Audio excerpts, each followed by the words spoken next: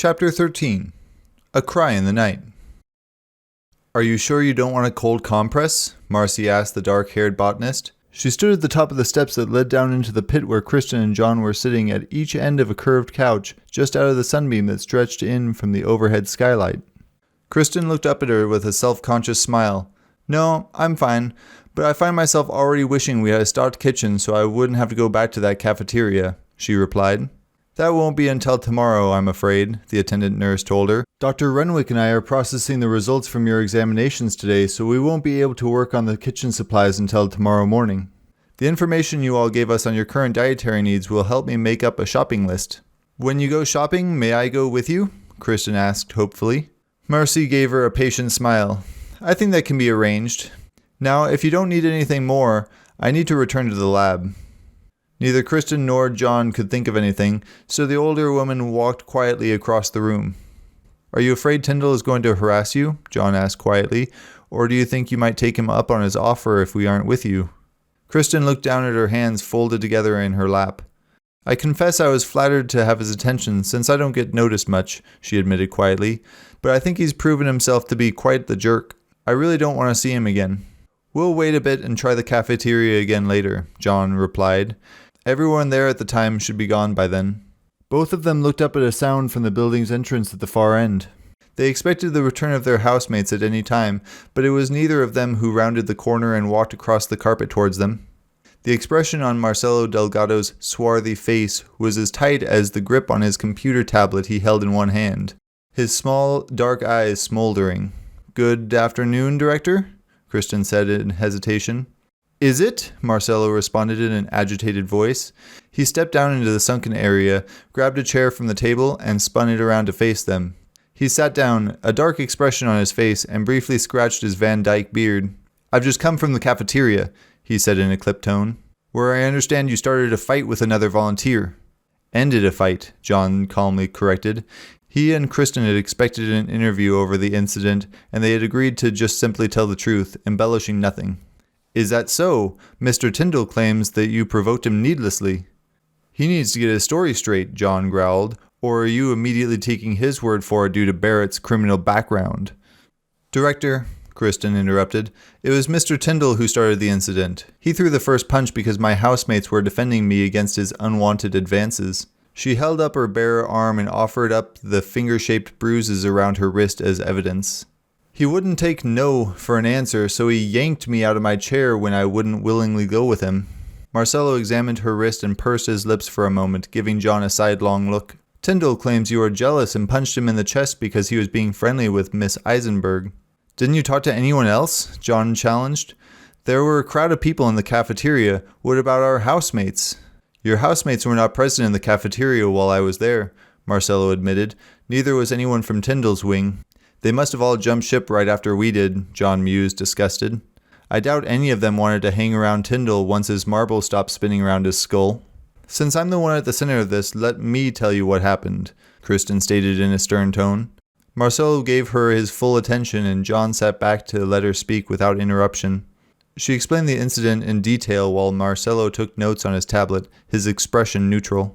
At last, she ended by saying, "If John had not interrupted, you might have a different incident filed on your hands." She held up her bruises once again as a reminder. "He refused to accept my rejection to his advances and was trying to force me to go with him. Is rape something you condone here at your institute?" Marcelo sat back in his chair, unconsciously defensive. "No, we do not allow this kind of behavior," his voice now non-confrontational. He looked quickly from one another and then offered, "Will both of you sign statements swearing that what you have told me is true?" "Absolutely," John answered, his arm still folded defensively across his broad chest. Kristen nodded. "I will swear to it," she said. "Travis Tyndall provoked the incident, and it was his own fault as to how it ended. He could have easily walked away as I asked him to." The director pulled a thin camera from his shirt pocket. He gestured to Kristen to show the bruises, and then he took several shots for his records. "Thank you both," he said. "I will see to it that he is reprimanded and that this goes in his permanent record." John looked at him astonished. "You mean he gets to stay? Wouldn't something like this get him kicked off the premises?" The director gazed at him coldly. "You of all people, Mr. Sunset, should remember that we give second chances here." Mr. Tyndall will be given an opportunity to behave just as it has been given to you. I will sign the statement and will swear by it, she said, her voice firm, but I want a copy of the statement to put in file with my lawyer for the public record against Tyndall. That is your prerogative, Marcello replied. If Tyndall is given the opportunity to sign a contract with the AHCP, that means he may one day be assigned to a colony where he could do the same to someone else, Kristen told him with a hard expression. Do you really want that kind of strife in a new settlement before it is a chance to begin? Miss Eisenberg, the director lectured, it is my job to maintain order at this facility while you and others undergo the transformation and are given the proper education to survive somewhere out there on a new world. Once he leaves this place, he is no longer under my authority or responsibility. However, you are free to file an incident with AHCP headquarters in Stockholm as you wish. Can you block him from signing the contract? John asked. I could, but I won't, Marcello answered firmly. I have far more reason to block yours, but I'm not going to do that either. With this incident, Tyndall has broken no rules beyond a juvenile disturbance with another volunteer. Kristen started to object, but he held up a hand to silence her. Yes, his intentions might have been blatant, Miss Eisenberg, but Mr. Sunset managed to stop it before any actual crime was committed. Until such things do happen, I don't have a legal leg to stand on in ousting Mr. Tyndall. All that means is that you aren't going to do anything to prevent a repeat occurrence, John remarked. So much for a safe atmosphere at the revered Furmankind Institute. It looks like we may have to travel in pairs or even a full pack if we leave the cat house. Kristen nodded and gave Marcello a stony stare, lifting her chin slightly. It appears so, since the administration won't do anything to maintain order. When Marcello did not respond, she added, All right, Director, you can prepare my statement and I will sign it. I just hope for the sake of others like me that people like Tyndall will behave after a mere slap on the wrist. With that, she turned on her heels, stepped out of the pit, and headed for her bedroom without looking back. John got to his feet and put his hands casually into the pockets of his jeans. Have a good day, sir, he said in dismissal with a deceptively pleasant smile. The director narrowed his eyes at him for a moment, but then only said, Mr. Sunset. Without further conversation, Marcello turned and made his way back across the room to the exit. John watched him go until the man was lost to sight and then headed for his own quarters. As he reached the door, Kristen looked out at him from her room. Brian, I'm sorry you had to get involved, she said quietly. He gave her a good-natured smile. It's now John, he reminded her. I'm no longer Brian. As for the incident, think nothing of it. I was getting tired of Tyndall's endless chatter. John, are you saying you didn't do it for me? Kristen asked with a frown. I didn't say that, he responded with a shrug. We've only just met, but I believe you're a good person. Good people shouldn't have to put up with yahoos like him, especially when they hurt others. The botanist reached out and put her fingers lightly on his arm. Although you got involved in a fight, I think I'm finding it difficult to imagine you as a criminal, she said quietly. I think you're a good man, John. Thank you for standing up for me. I meant what I said earlier, he said, gently brushing off her praise. If you have to go out on the grounds anywhere, take me, Dante, or even Jenny with you. There's no need to tempt Mr. Slapped on the wrist if he has his sights set on you. Do you really think he'll try again? She asked. All this will likely do is to whet his appetite for challenge, either to get you or to get back at me. We'll see. Kristen wrapped her arms around herself and looked down at her toes. Perhaps the simplest solution will be to just let him have me so he can have his conquest and move on. Guys like him don't form relationships, but can be single-minded to get what they've been told they can't have. Her comment surprised John, and he tilted her chin towards him gently with a fingertip. Please don't compromise. If you give in to him, he'll hold that over you from now on. If he can't get you alone, he'll eventually lose interest. Hey, is anybody hungry? Called out a male voice. John and Kristen looked out across the saloon and saw Dante and Jenny walking towards them, each with a large plastic tray laden with food. Kristen grinned at John and then hurried down to the table in the pit. I sure am, the botanist exclaimed to the pair. Thank you. We assumed you wouldn't want to return to the cafeteria right away, Jenny said, putting her tray on the table next to Dante's, so we brought you back a little of everything to choose from. John joined the group and felt his stomach rumble at the sight of it all. They had brought plenty of food. One tray included plates, dinnerware, and several bottles of soda, both diet and fully leaded. All of this for us? He asked. All yours, killer, Dante quipped. John gifted him with an evil eye, but the other man backed up with both hands raised, pleading. Just kidding, go ahead and eat all you want. We've already stuffed ourselves. The four of them took seats at the table. Jenny opened up the soda bottles for each of them while Jenny opening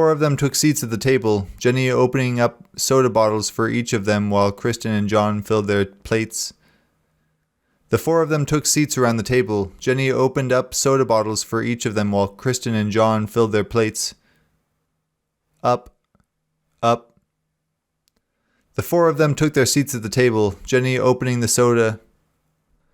The four of them took seats at the table, Jenny opening up soda bottles for each of them while Kristen and John filled up their plates.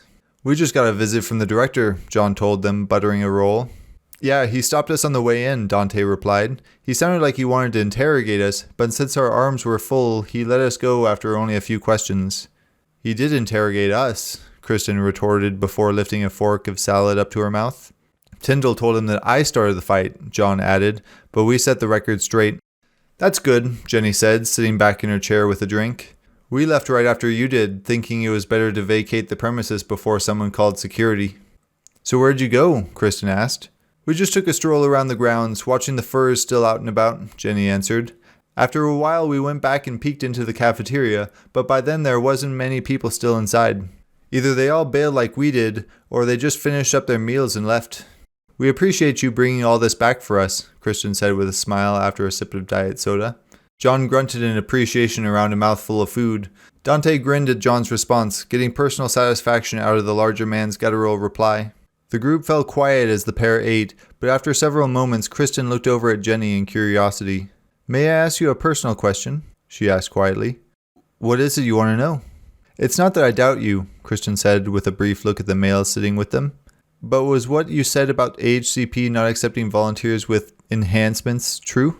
Jenny raised a thin eyebrow and she gave a short chuckle. "I guess I'm the only one who read all of the materials on the Anthro-Human Colonization Program," she said in amusement. "Yes, it's true. Implants, artificial limbs, organs, and other modifications that include foreign substances are not affected by the transformation formula and can actually cause problems in the process. During the transformation, muscle tissue, bone structure, blood vessels, nerves, and so on are not only being reconfigured with longer DNA strand codes, some are also moving into new places. Artificial materials in the body might inhibit any of these changes." "How do you mean?" Dante asked, curious. Jenny boldly grasped her left breast through her blouse. "What do you think would happen if I'd actually had an implant in here and it wound up embedded halfway into my heart or a lung during the reconfiguration?" Kristen's face reddened in embarrassment and John suddenly shifted his gaze. Dante's eyes, however, were glued to the breast she held in one hand. "Oh," he finally murmured after a moment of staring, color creeping into his cheeks. "I hadn't thought of that." Jenny laughed, put both hands on the table, and looked over at Kristen. "The same goes with people who have artificial limbs or organs.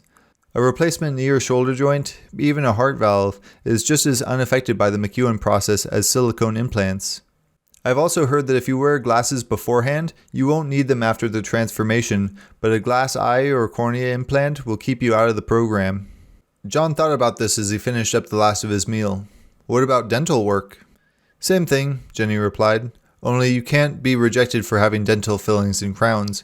From what I've read in the material, those simply fall out when the dental reconfiguration takes place. The only danger there is if you sleep on your back and the filling drops down your throat." Dante gripped his throat with both hands and pantomimed gagging and coughing. Kristen and Jenny both laughed at his antics, and even John chuckled at the sight. He had to admit that after the events of that afternoon, it felt good to have some amusement. From that point on, the conversation turned light, each of them content to discuss things that had nothing to do with the events of that day. The encounter with Tyndall was stressful enough, but almost worse had been the arduous physical exams they had endured that morning that included time on exercise equipment. John was clearly the most physically fit of the housemates, but even he was put through steps that taxed his endurance. Dr. Renwick had explained that these tests would be used as a benchmark for comparison with the same set of examinations that would take place after the transformation was complete. Dante had wondered why the exams were beginning now, since none of them had signed final contracts, but Nurse Marcy informed them that they would be necessary to have the information before the process began. If any of them opted out with the escape clause, the data would be disregarded, but once the contracts were signed, the process would begin immediately and the information would be needed at that time. The thing that worried each of them was that there would be a final examination just before the initial injection of the formula, and none of them could imagine what else there might be left to examine. "They looked at me inside and out," Dante complained. "I wasn't even offered a cigarette afterwards." They were free to do what they wanted for the rest of the day, so in time each of them went their separate ways. Jenny retired to her room to read a book she found in the Felis Wing library. Kristen took a nap, and Dante watched another movie on the saloon's big screen. Confident he could handle himself if he met up with Tyndall again, John left the building and took a personal tour of the grounds. Despite what he had said in the conversation he had held with Marcello and his housemates, and that he had mustered up the inclination to talk to Sissy as if she were still human, John Sunset still harbored a personal resentment against Furs.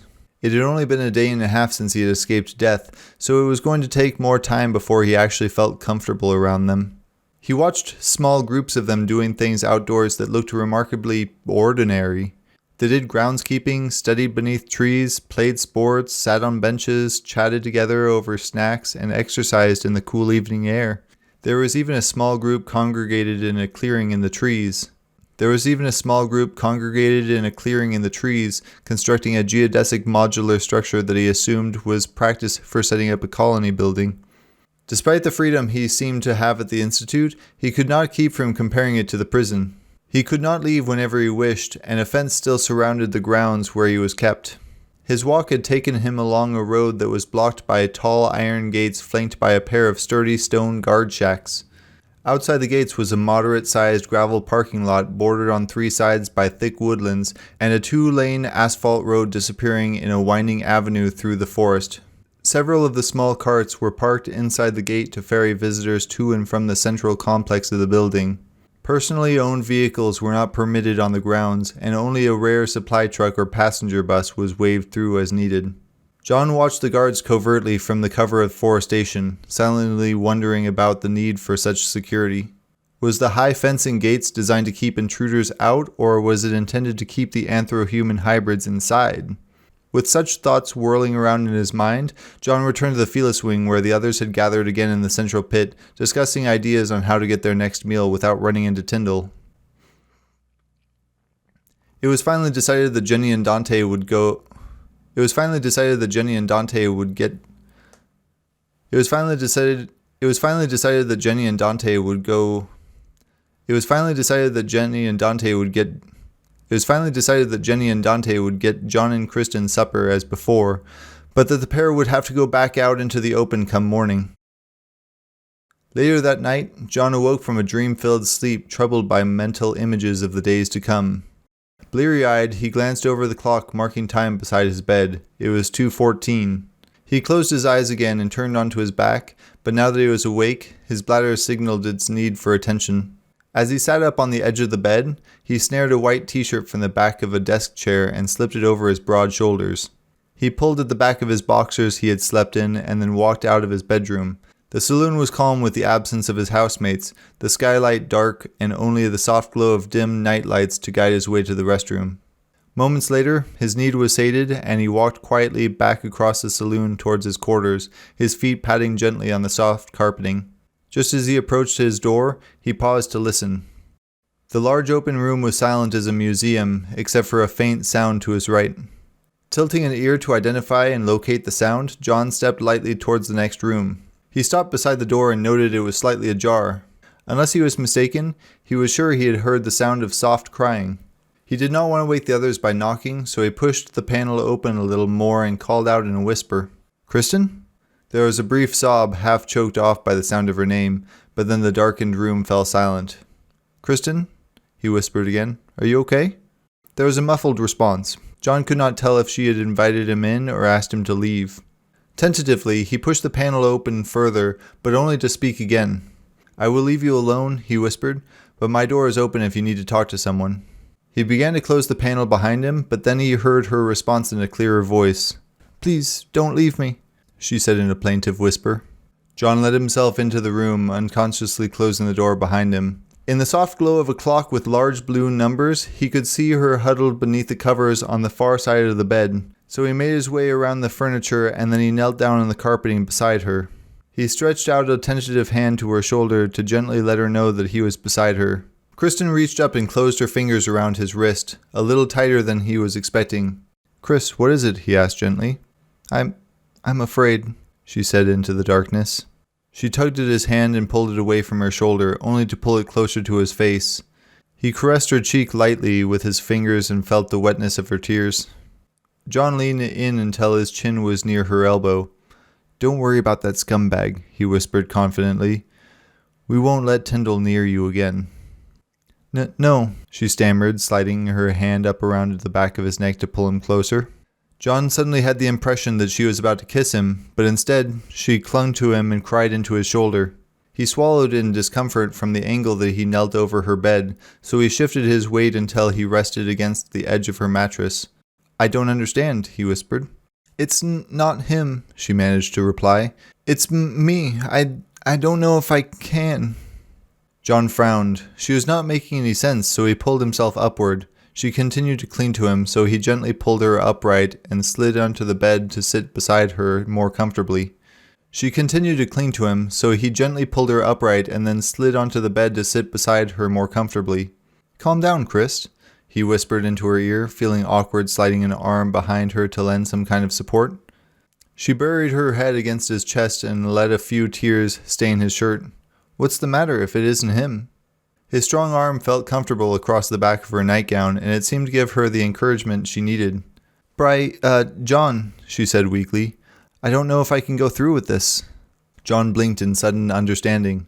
"Having second thoughts about the transformation?" he asked.